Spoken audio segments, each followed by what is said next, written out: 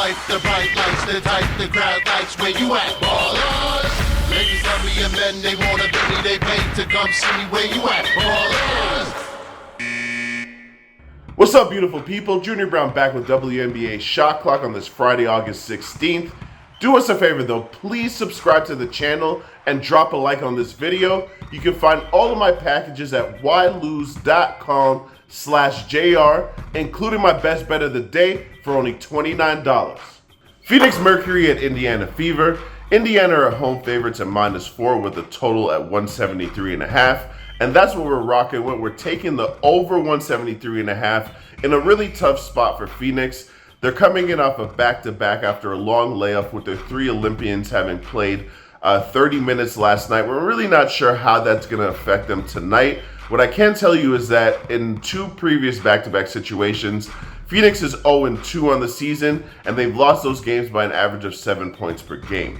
Now, even at their best, Phoenix is one of the worst defensive teams in the league, so you figure on the second night of a back-to-back, it ain't going to get any better. And speaking of really bad defensive teams, that's exactly what the Indiana Fever are. That's why I cannot lay 4 points with them. And I do understand that Indiana is a much improved team despite their 11-15 record. They did start the season 1-8, but since then they're 10-7. But you just don't know how this long layoff is going to affect their team. It might have taken away with the momentum that they had building up. These guys are led by very young players still trying to figure out the pro game. And I just think that that level of inconsistency is not something I'm willing to lay points with.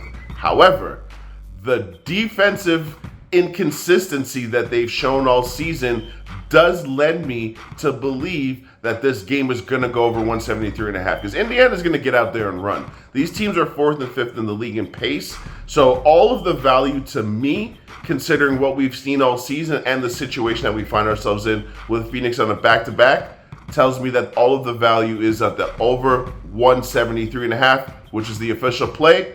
Let's cash another ticket, y'all. Connecticut Sun at Dallas Wings. Connecticut coming as -5.5 point road favorites with the total sitting at 162.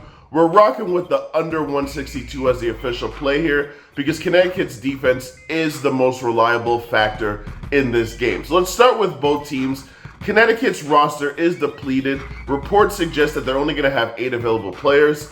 And Alyssa Thomas, their Olympian, has not practiced with the team since coming back, although that just seems to be a precaution. There's no injury to report there. They are integrating Mabry, who they signed from Chicago, and that is a big deal because Mabry is one of the elite shooters in the NBA. She's 8th in made threes this season, and Connecticut is the 3rd worst three-point shooting team in terms of made threes and percentage. So you've now got a knockdown shooter added to this elite defense. And this elite defense has held Dallas to 69.5 points per game in 2 previous meetings this season. The problem there is with laying the points with Connecticut is that Dallas has gotten a whole bunch of players back that they did not have in either of these meetings. Mainly Sabali, the German Olympian, who has missed the season for Dallas but came back in the Olympics. She was an all-star last year.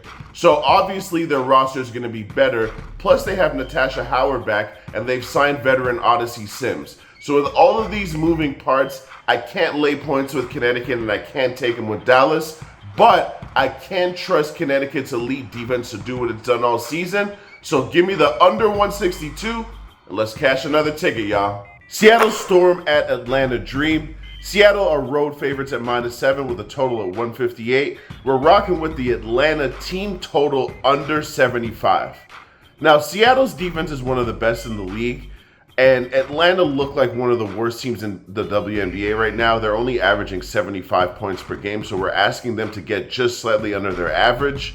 But Seattle on the road scores 82 points a game and allows 82 points a game. They're 6-5 on the road. So there's absolutely no way that I'm laying 7 points despite how horrendous Atlanta looks. Now, speaking of horrendous, the reason I'm taking Atlanta under 75, on top of all their injury issues, on top of the fact that they went into the break losing 8 straight games, is that in 4 of their last 5 games, they've scored under 75 points. Their offense is by far and away the worst in the league.